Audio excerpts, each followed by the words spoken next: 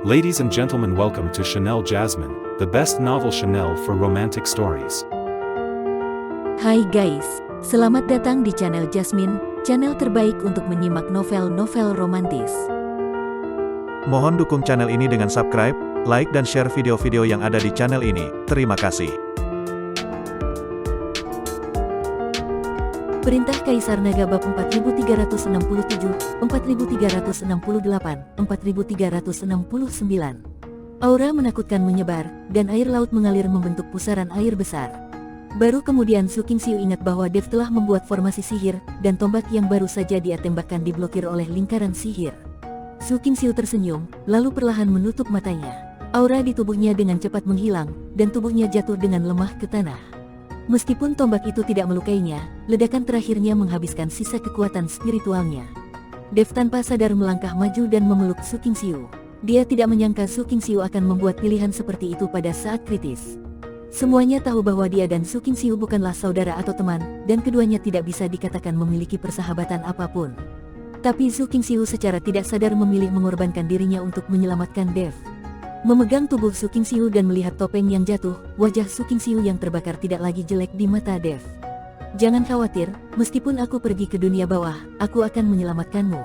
Mata Dev penuh amarah, dan dia tiba-tiba mengangkat kepalanya. Lingkaran sihir yang baru saja dia buat seperti bom nuklir, meledak dengan sinar cahaya yang tak terhitung jumlahnya.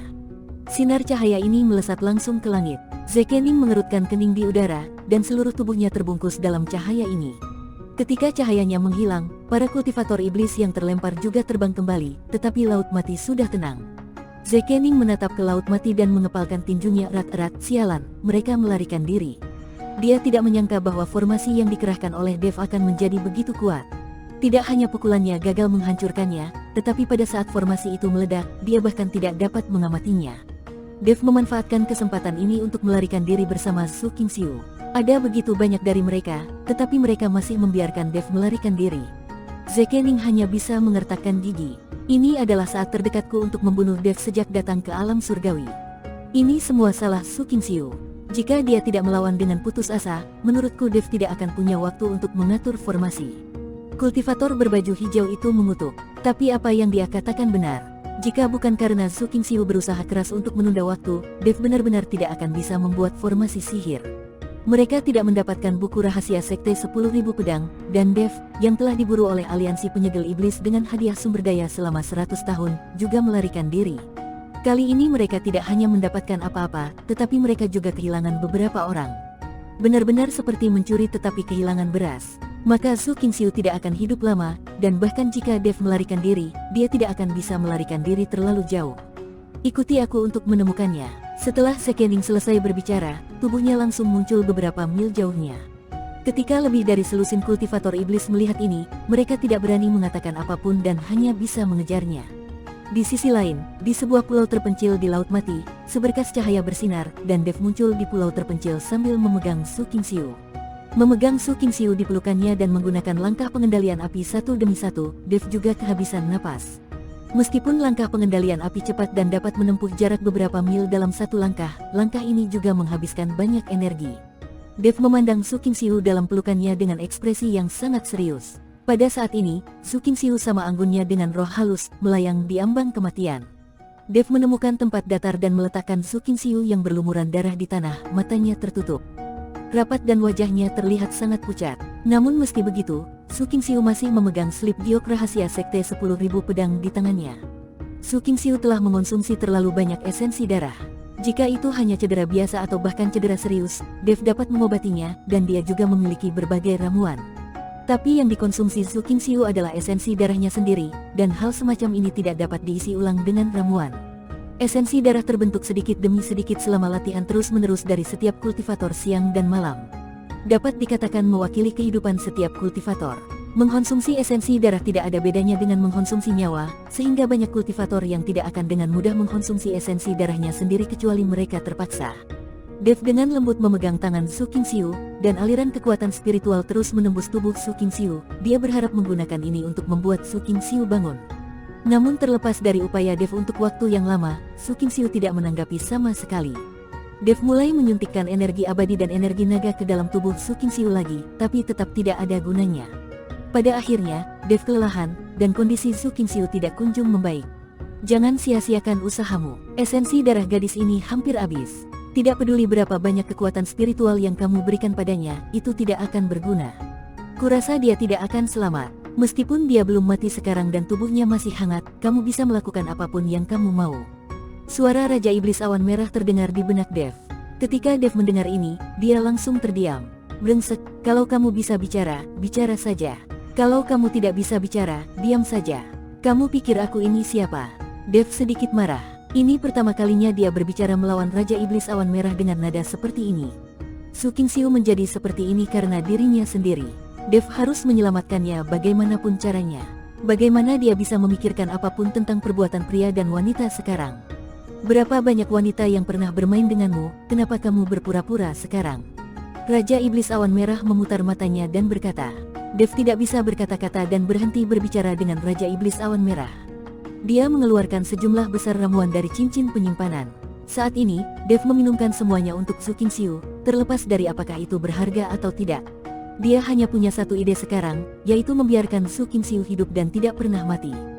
Jika tidak, Dev tidak akan mampu menerima bantuan ini, dan dia harus melindungi kota Zujia mulai sekarang. Dan Dev akan merasa gelisah selama sisa hidupnya. Segera, sejumlah besar ramuan memasuki tubuh Su Qingxiu, tetapi Su Qingxiu masih belum bangun. Meskipun ada banyak aura yang melonjak di sekitar tubuh Su Qingxiu yang kekurangan esensi darah, tidak dapat bangun bahkan jika dia memiliki lebih banyak aura. Dan tidak ada cara untuk bangun. Tepat ketika Dev bingung dan tidak tahu harus berbuat apa, unicorn api tiba-tiba terhuyung keluar dari cincin penyimpanan. Terlihat unicorn api berjalan ke samping, dan kemudian mulai kencing seolah-olah tidak ada orang di sekitar. Setelah buang air kecil, unicorn api kembali ke cincin penyimpanan bahkan tanpa melihat ekspresi terkejut Dev. Dev memasang ekspresi marah di wajahnya, dia sekarang tidak berdaya di depan Su Qingxiu yang tidak sadarkan diri. Unicorn api ini bahkan berjalan keluar dengan arogan dan buang air kecil di depannya. Tepat ketika Dev hendak mengeluarkan unicorn api dari cincin penyimpanan dan merapikannya sehingga ia tahu siapa pemiliknya, Raja Iblis Awan Merah berkata dengan penuh semangat, itu adalah kehendak Tuhan. Sudah, ditakdirkan bahwa wanita ini tidak akan mati. Dev tertegun sejenak, lalu bertanya, senior, apa maksudmu dengan itu? Dasar bodoh, unicorn api itu adalah binatang dewa, dan urin binatang dewa itu juga merupakan cairan spiritual yang luar biasa. Kamu menggunakan urin unicorn api sebagai panduan untuk memurnikan ramuan penambah dan pengisian esensi darah, dan wanita ini bisa hidup kembali. Mungkin tidak bisa pulih sepenuhnya, tapi tidak akan menyebabkan kematian, kata Raja Iblis Awan Merah. Ketika Dev mendengar ini, dia sangat gembira dan tidak berani ragu sama sekali. Dia segera mengeluarkan kuali senong, lalu melambaikan tangannya, dan seekor naga api muncul, secara bertahap membentuk perisai di sekelilingnya, melindungi Dev dan Su Qingxiu. Dev tidak punya waktu untuk mengatur formasi, jadi dia hanya bisa menggunakan elemen api sebagai perlindungan untuk sementara. Kemudian dia memasukkan berbagai bahan dan urin dari unicorn api ke dalam kuali senong. Api berkobar di bawah kuali senong, dan Dev melemparkan semua jenis rumput perih ke dalamnya tanpa ragu-ragu. Segera, rawan dimurnikan oleh Dev dan dimasukkan ke dalam mulut Su Qingxiu. Hanya butuh beberapa saat hingga aura Su Qingxiu menjadi tenang dan dia perlahan membuka matanya. Apakah aku belum mati? Su Qingxiu memandang Dev dan bertanya dengan heran. Tidak mati, tentu saja tidak mati. Sudah kubilang, aku pasti akan menyelamatkanmu. Kamu masih terlalu lemah sekarang. Minumlah beberapa ramuan lagi dan kamu akan pulih lebih cepat. Ketika Dev melihat Su Qingxiu sudah bangun, dia berhenti memurnikan ramuan itu, menyimpan kuali senong, dan memberikan sisa ramuan itu kepada Su Qingxiu. Su Qingxiu membuka mulutnya dan mengerutkan kening saat dia meminum ramuan yang diberikan oleh Dev. Obat mujarab macam apa ini? Kenapa baunya sangat busuk? Su Qingxiu bertanya dengan cemberut. Rasanya seperti apa? Dev bertanya dengan bingung. Baunya seperti urin, kata Su Qingxiu. Setelah Su Qingxiu selesai berbicara, Dev tiba-tiba teringat bahwa ini adalah ramuan yang dibuat dengan menggunakan urin unicorn api sebagai obatnya. Kamu salah menciumnya. Mungkin itu bau urin di suatu tempat. Obat ini adalah obat ajaib. Esensi darahmu hampir habis, tapi obat ini menyelamatkanmu. Dev buru-buru menutupinya dan berkata. Ketika Su Qingxiu mendengar ini, dia tidak lagi meragukan apapun dan meminum semua ramuannya. Setelah istirahat sejenak, meskipun Su Qingxiu masih sangat lemah, hidupnya tidak lagi dalam bahaya. Selama dia pulih perlahan, cepat atau lambat dia akan dapat kembali ke puncaknya. Karena kamu baik-baik saja, ayo pergi dan tinggalkan wilayah Laut Mati untuk saat ini, jika tidak, akan merepotkan bagi para kultivator iblis itu datang untuk mengejar ketinggalan. Dev mengambil Su Qingxiu lalu melompat. Su Qingxiu berada dalam pelukan Dev, merasakan suhu dada Dev, dan jantungnya berdebar kencang. Ini adalah pertama kalinya dia dipeluk oleh pria seperti ini, dan juga pertama kalinya seorang pria melihat tubuh telanjangnya. Dev menggunakan slip giok untuk menghubungi Ji-Yun dan mengetahui bahwa Ji-Yun dan yang lainnya masih menunggunya di kota kecil di tepi Laut Mati, jadi Dev membawa Su Qingxiu dan langsung menuju ke kota kecil itu. Setelah terbang di angkasa selama hampir 2 jam, Dev akhirnya melihat wilayah daratan timur, dan ada sebuah kota kecil tidak jauh dari Laut Mati. Meski hanya kota kecil, hanya ada puluhan rumah kayu dan beberapa pedagang yang berbisnis. Dev segera menemukan Ji-Yun dan yang lainnya. Ji-Yun, Su Qingyue dan Liu Bo telah menunggu Dev. Selama periode ini, Ji-Yun mencoba berkali-kali untuk menghubungi Dev menggunakan slip giok, tetapi tidak dapat menghubunginya sama sekali.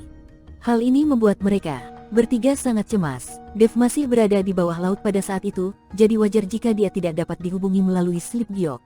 Tepat setelah Dev membawa Su Qingxiu dan mendarat di halaman tempat Ji-Yun dan yang lainnya menyewa, Su Qingyue dan Liu Bo tercengang. Karena mereka sekilas mengenali Su Qingxiu. Meskipun wajah Su Qingxiu setengah rusak, mereka masih mengenalinya secara sekilas. Bagaimanapun, mereka adalah orang-orang yang paling dekat satu sama lain. Kakak perempuan, Su Qingyue bergegas menuju Su Qingxiu dengan ekspresi tidak percaya di wajahnya. Su Qingxiu membuka tangannya dan memeluk Su Qingyue dengan erat. Kedua saudara perempuan itu berpelukan dan menangis. Mereka tidak bertemu satu sama lain selama bertahun-tahun. Paman Liu juga menangis. Dia melangkah maju dan berkata, "Nona, ini benar-benar kamu. Keluarga sudah lama mengkhawatirkanmu." Kemudian sekte 10.000 pedang dihancurkan dan semua murid sekte tersebut melarikan diri sampai mati. Saat itu, kami selalu membicarakanmu sepanjang hari. Aku tidak menyangka akan bertemu denganmu di sini. Senang sekali. Dev memperhatikan dari samping, menunggu keluarga tersebut menyelesaikan kegembiraan mereka. Lalu Dev berkata, lebih baik kembali ke kamar dan mengobrol, agar tidak ketahuan kita dikejar oleh lebih dari selusin kultivator iblis. Ketika Dev mengatakan ini, Paman Liu dan Su Qingyue terkejut dan buru-buru membawa Su Qingxiu ke kamar. Dev menyiapkan formasi penyembunyian di sekitar ruangan untuk menyembunyikan aura semua orang di dalamnya. Bersambung.